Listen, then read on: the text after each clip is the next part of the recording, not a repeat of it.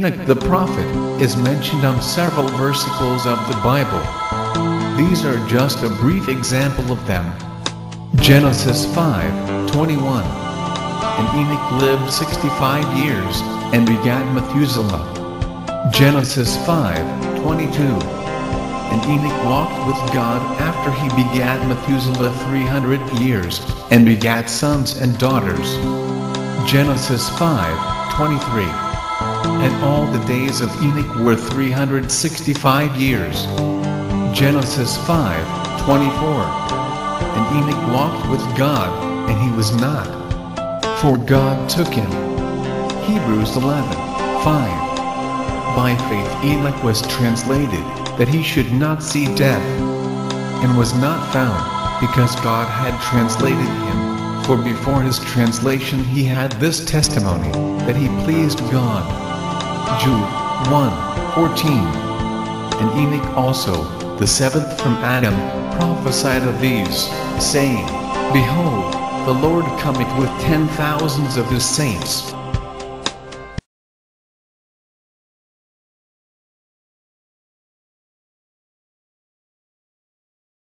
There is a forbidden book, lost for centuries, that includes fallen angels, bloodthirsty giants, and a warning to all humanity.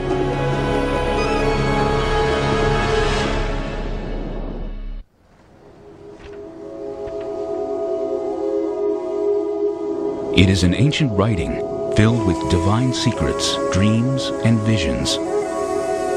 A tour of heaven and hell, guided by the angel Uriel.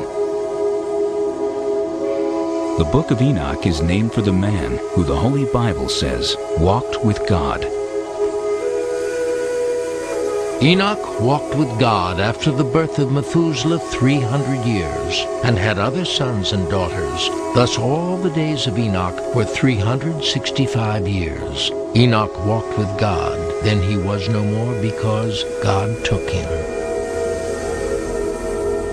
The book of Enoch is named for a man who's mentioned in one sentence in the book of Genesis.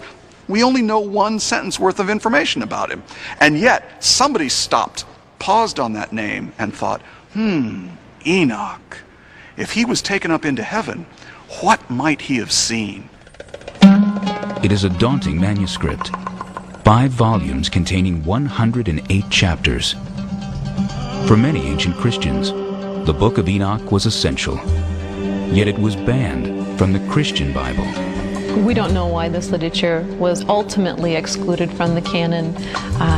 Perhaps it's because of its description of the fall of the rebel angels and their mating with mortals.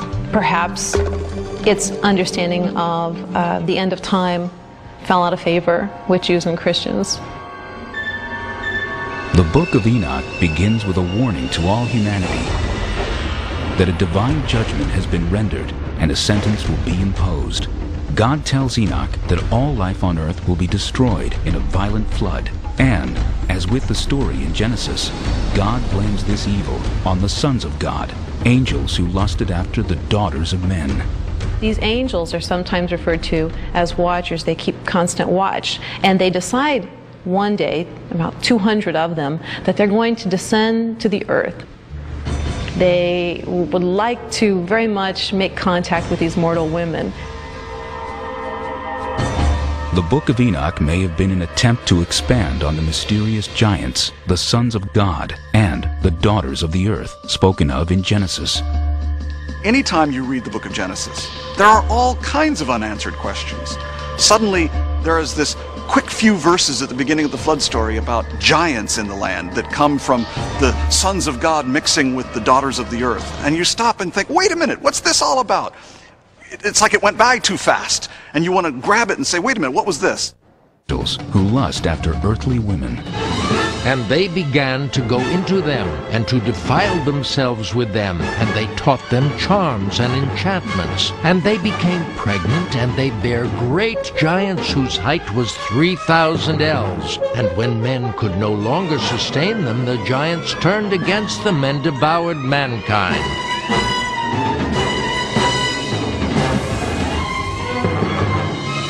that these angels have crossed over this boundary that they shouldn't have. They were spiritual beings and they were to remain as such.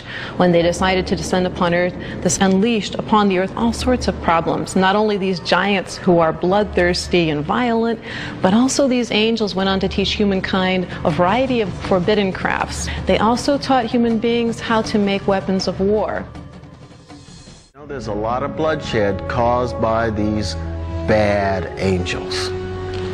At which point God says we need to bind Azazel, the sort of lead fallen angel, to bind him and to then cast him into a pit. We might think of this as, how do we take care of nuclear waste in the 21st century? You take it out to a part of the world where no one lives, and you bury it as deep as you can. For this community, the angel was like that sort of nuclear waste. Dangerous, volatile. After the rebel angels are cast into the depths of the earth, Enoch has a dream vision. The lead angel, Azazel, begs Enoch to plead their case before God, to petition the Almighty to release them from the depths of the earth. The request for clemency is denied. When we look at Dante's work on the Inferno, it's largely out of the material in Enoch. When we look at various snips of the New Testament, Enoch seems to be in play. In Corinthians, when Paul talks about women covering their hair so the angels won't be seduced and tempted. Another episode tells of Uriel, a powerful angel in charge of the stars, who becomes Enoch's guide through the heavenly realms. Uriel's name, in fact, means God is my light. And whenever he is described, frequently in relation to God, he is situated to the east of God's throne. This is very interesting. Of course, the sun rises to the east. So this gets us thinking, Uriel, a figure associated with light, perhaps associated in some way with the sun, or the stars, or the idea of these heavenly bodies making their rotations daily. And all these Uriel, the holy angel, who is the leader of them all, showed to me, and their positions, and I wrote down their positions as he showed them to me. And so something is going on here with the stars. It may well be going back to the role of astrology and the study of stars in the Persian Empire that is now giving rise to this new awareness that constellations aren't just constellations of stars, they're constellations of power.